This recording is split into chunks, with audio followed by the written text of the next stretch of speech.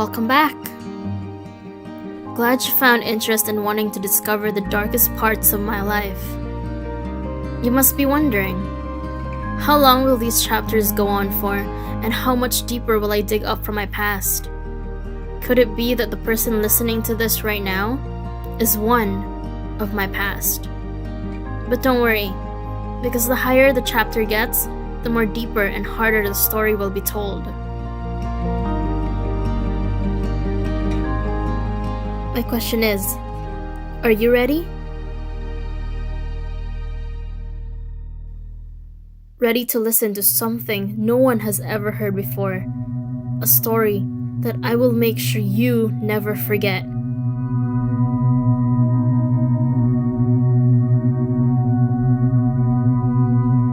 Well then, Person D, listen closely, because this chapter is for you. I was only 10 years old when it happened, something that I never expected or knew what was going on, until it just did.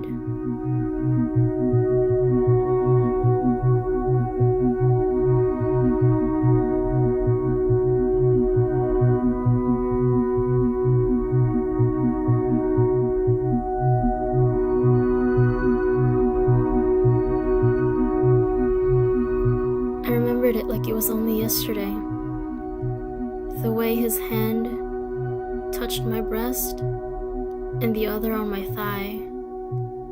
Of course, in that situation, I had three choices: fight, flight, or freeze. I chose option 3. What do you expect a 10-year-old would do? For someone so young and innocent and knew nothing about cruelty in this world? All she had was a pure soul, clean mind, and a heart that was whole.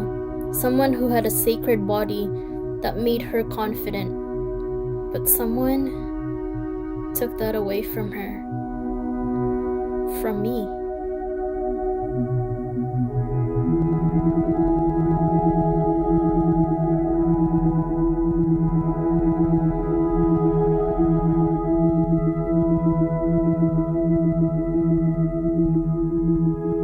Because of my fear, I couldn't think straight to what was the right thing to do from those 3 choices. I blanked out in space like a flash of light. It happened so fast. Just like that, I felt corrupted, broken. I felt my innocence falling apart. The worst part, I couldn't tell anybody.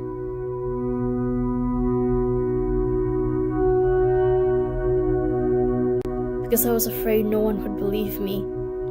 Who would believe a 10-year-old anyway?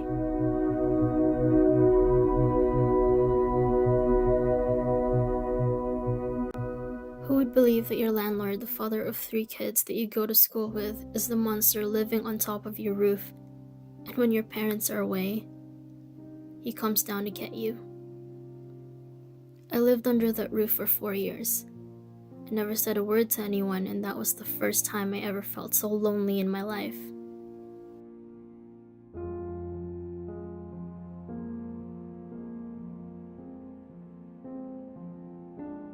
The feeling where there's a sign that shows nothing is wrong with you, but on the inside, you're dying.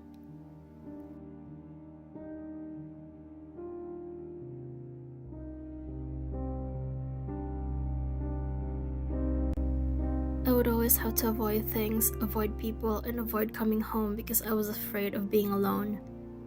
I was afraid of the monster, because he had not only done it once, not twice, but 3 times.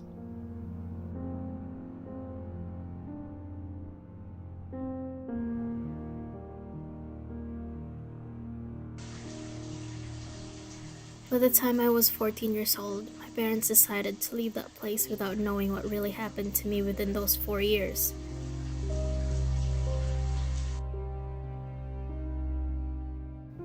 Therefore, I was forced to move on and live my life as if nothing ever happened.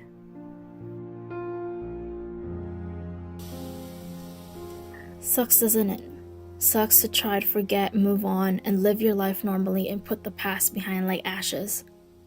But for someone who goes through that experience, it stays and leaves a scar that will haunt you forever. It's just something you can't avoid. Shrug off and walk away with a simple smile or having to tell yourself the world's biggest lie. I'm fine. I'm okay.